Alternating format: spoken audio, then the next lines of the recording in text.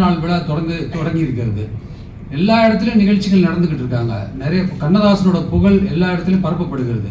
அப்பா இறந்து 45 ஆண்டுகளுக்கு மேலே ஆகுது. ஆனால் இன்னமும் அவரோட புகழை பரப்பி அவரை பற்றியும் பேசிக்கிட்டு இருக்கோம்னா என்னன்னு ரொம்ப ஆச்சரியமா இருக்கு. என்னோட ஒரு நண்பர் கேட்டார், சார் உங்கள் அப்பா வந்து அரசியல்வாதி கிடையாது, ஒரு நடிகர் கிடையாது, அவருக்குன்னு ரசிகர் மன்றம் கிடையாது, ஆனால் இன்னமும் ஏன் சார் உங்கள் அப்பாவை எல்லாம் நினச்சிட்டு இருக்காங்கன்னா அவர் வாழ்ந்த வாழ்க்கை, அவர் ஒரு நல்ல மனிதர், மனிதாபிமிக்க மனிதர், பலருக்கு பல விதங்கள் உதவி செஞ்சிருக்காரு, பல பேரை படிக்க வச்சிருக்காரு, பல பேர் திருமணங்களுக்கு உதவி செஞ்சிருக்காரு.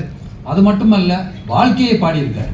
ஒவ்வொரு சுச்சுவேஷன் நம்மளுக்கு பாட்டு வரும்போதே நம்மளுக்காகவே பாடின மாதிரி இருக்கும். அந்த மாதிரி நம்மளுக்காக பாடுற மாதிரியே இருக்கும். ஒவ்வொரு பாட்டும் நம்ம மனசோட ஒட்டியிருக்கோம், நம்ம வாழ்க்கையோட ஒட்டியிருக்கோம்.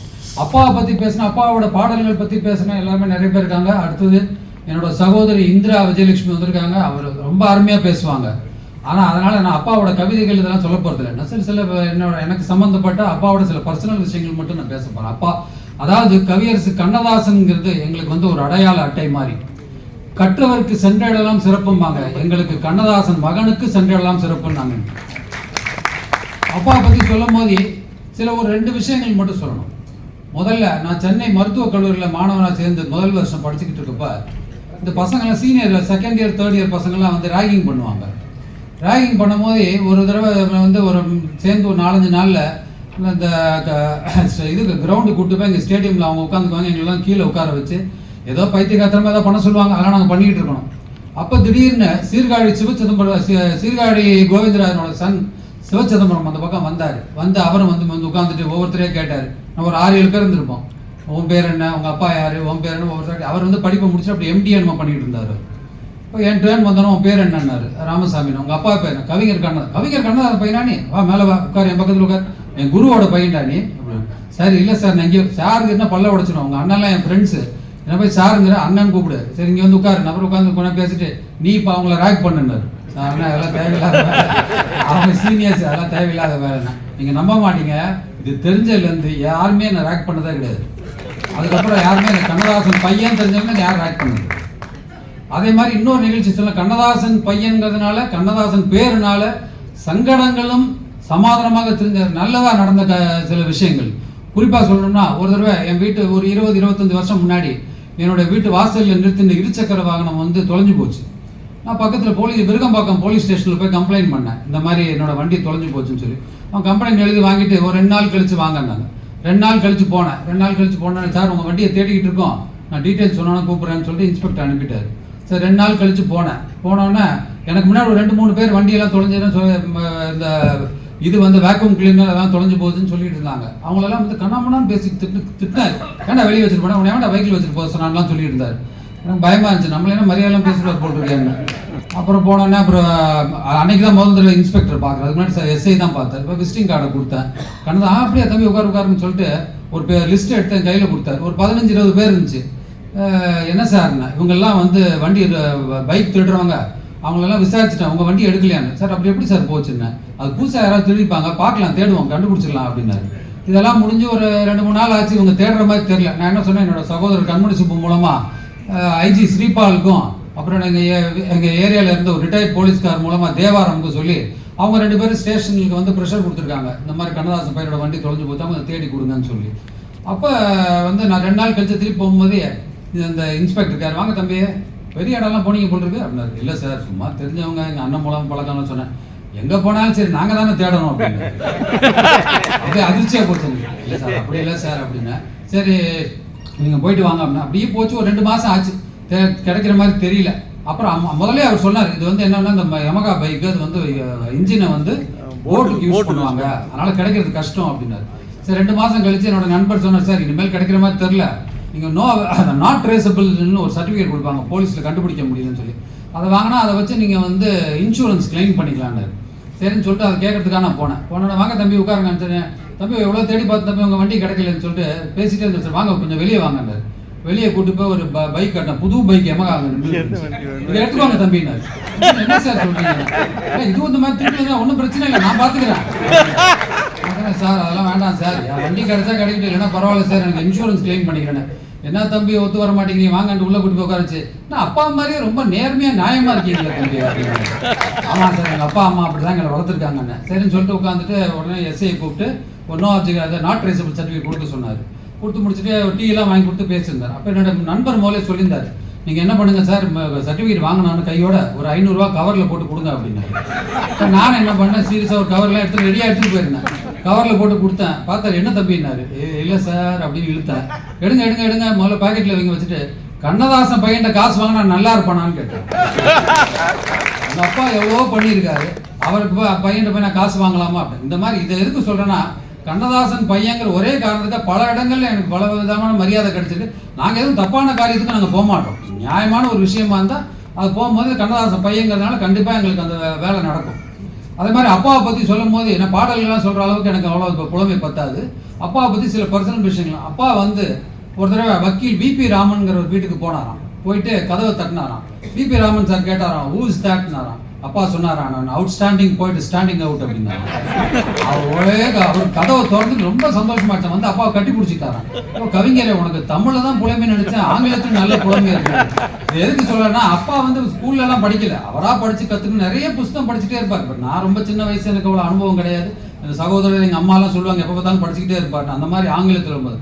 அதே மாதிரி டிடி கிருஷ்ணமாச்சாரின்னு பெரியவர் இருந்தார். காங்கிரஸ் கவர்மெண்ட்ல ஒரு மந்திரியா இருந்தார். அவர் இருந்தப்ப அங்கே என்னமோ பிரச்சனைனால பதவியை ராஜினாமா பண்ணிட்டு வந்துட்டார். வந்தவரை வந்து ஒரு நாள் வந்து அப்பாவை பார்க்கணும்னு சொல்லியிருக்காரு.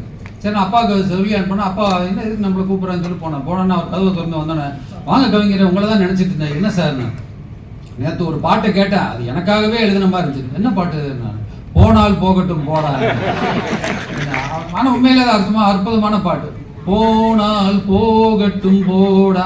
அடுத்து, வந்தது தெரியும் போவது எங்கே, வாசல் நமக்கே தெரியாது, வந்தவரெல்லாம் தங்கி விட்டால் இந்த மண்ணில் நமக்கே இடம். அது உண்மைதானே. வந்து எல்லாரும் தங்கிட்டா யாருமே அப்புறம் எங்க இடமே இருக்காது. அடுத்ததுல இன்னும் ரொம்ப பெருமா, இரவல் தந்தவன் கேட்கின்றான், அவன் இல்லை என்றால் அதை விடுவானா, உறவை சொல்லி அழுவதுனாலே உயிரை மீண்டும் சொன்ன. உண்மைதானே. 10 ரூபா கடன் கொடுத்தானே திருப்பி கேட்டால் கொடுக்கலன்னா இது பண்ணுவான். உயிரை கேட்டால் கடவுள் கொடுத்த உயிரை கொடுத்த திரும்பி கொடுத்து தானே ஆகணும். அது மாதிரி கடைசியாக அவர் மருத்துவராக கடைசி அவர் வரிகள் எனக்கு ரொம்ப பிடிக்கும். நிறைய டாக்டர்ஸ் என்கிட்ட சொல்லியிருக்காங்க. எலும்புக்கும் சதைக்கும் மருத்துவம் கண்டேன், இதற்கொரு மருந்தை கண்டேனா, இருந்தால் அவளை தன்னந்தனியே எரியும்.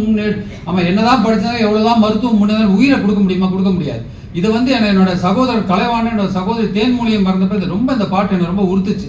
நம்ம வந்து அவங்களுக்கு ஒன்றுமே பண்ண முடியல, அவங்களை காப்பாற்ற முடியலங்கன்னா இது கடவுள் செயல், நம்ம எதுவும் பண்ண முடியாது. அப்புறம் எல்லாரும் கேட்டாங்க, வந்து உங்கள் அப்பாவோட உங்களுக்கு ஏதாவது அனுபவம் இருக்கான்னு கேட்டாங்க. நான் நிறைய பேர் கேட்பாங்க.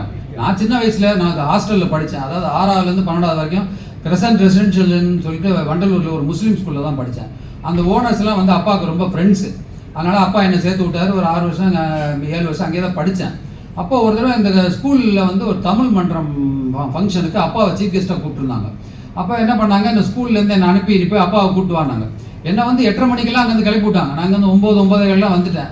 வந்து இது பண்ணேன். அப்புறம் பிஏ வசந்தன் ஒருத்தர் இருப்பார். அவர் என்ன ராமுன்னாரு, இந்த அப்பா ஃபங்க்ஷன் கூப்பிட்டுப்பான். அப்படியே சரி உள்ளே போய் பாருங்க. உள்ளே போனால் அப்பா வந்து அந்த திண்டில் அப்படியே சாஞ்சிங்கன்னா அந்த ஒரு கட் பனியன் போட்டு பெரிய செயின் தொங்க போட்டு அப்படியே சரஸ்வதி மாதிரி சாஞ்சிருப்பாரு. போனானே, என்னடா ஸ்கூலுக்கு போகாம இங்கே இருக்கான்னு. அப்பா நீங்கள் தான்ப்பா சீஃப் கெஸ்ட்டு ஃபங்க்ஷன்ல. நானா மறந்துட்டேன்ல, சரி பாருங்க, சரி போய் வெளியே உட்காரு வராங்க. அப்போ 9:30 மணிக்கு உட்காந்தேன். 10:30 மணி ஆச்சு. போய் எட்டி பார்த்தா, அப்பா என்னடா தொல்லை பண்ணுற, போவோம் இரு அப்படின்னு. அப்புறம் எங்கள் சின்னம்மா வந்தாங்க. என்னடா இங்கே உட்காந்துருக்கு இந்த மாதிரிமா அப்படின்னு. அப்புறம் அப்படி சொல்லி ஒரு வழியாக ஒரு 12:15 கிளம்புனாரு. நாங்கள் 12:45 போனோம். அதுக்குள்ளே எங்கள் பசங்க, நான் படித்த முஸ்லீம் ஸ்கூலில் எல்லாம் பணக்கார பசங்க, கீழக்கரை, காயல்பட்டினம், அந்த மாதிரி எல்லாம் பெரிய பெரிய இது பசங்க, பணக்கார பசங்க எல்லாம் தூங்கிட்டாங்க. எல்லாம் டேபிளில் போனால் காலையிலேருந்து உட்காந்துருக்காங்கல்ல, எல்லாம் தூங்கிட்டாங்க. 12:45 அப்பா வந்தார். நான் தான் வந்து செக்ரட்டரி. அதனால் வந்து நான் வரவேற்புரை அழைக்க சொன்னாங்க. வரவேற்பு சொன்னேன். இந்த மாதிரி சொன்னோன்னே அப்பா பேச ஆரம்பித்தார். நம்ப மாட்டீங்க, அவ்வளோ தூங்கினோன்னா அத்தனை பேரும் முடிச்சு கேட்டாங்க. ஒரு 3/4 மணி நேரம் அருமையாக பேசினார். அதாவது பசங்களுக்கு ஏற்ற மாதிரி, அதாவது கல்லூரி மாணவர்கள் ஒரு மாதிரி, பள்ளி மாணவர் ஒரு மாதிரி, அவங்களுக்கு ரசிக்கிற மாதிரி, அவங்களை தூங்க விடாமல் அவ்வளோ அருமையாக பேசினார். பேசி முடிச்சப்பறம் எங்கள் பிரின்சிபல் எந்திரிச்சு சொன்னார், கவிஞரே உங்களுக்கு ரொம்ப நன்றி. இது வரைக்கும் எங்கள் பசங்க யார் பேச்சும் இந்த அளவுக்கு பொறுமையாக கேட்டதில்லை, எங்கள் பேச்சு மட்டும் தான் இந்த அளவுக்கு கேட்டிருக்காங்கன்னு சொல்லி பாராட்டினார்.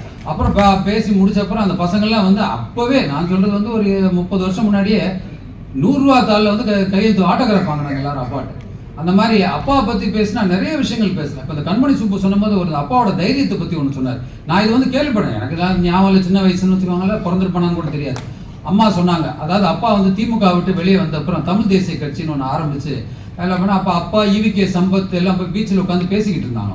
அப்போ டிஎம்கேயோட தொண்டர்கள் வந்து வந்து கத்தி எடுத்து குத்த வந்தாங்க. அப்போ எல்லாம் பயந்து போய் உட்காந்தாங்க. அப்பா என்ன பண்ணாரா, டக்குன்னு சட்டையை கழட்டு வாடா குத்துறான்னாராம். அவன் பயந்து ஓடி போயிட்டான். EVK சம்பத் சொன்ன, என்ன கவிஞரை விளையாடுறீங்க, அவன் குத்தினா என்ன, அவன் குத்த மாட்டான்னு ஒரு தைரியம் தான்.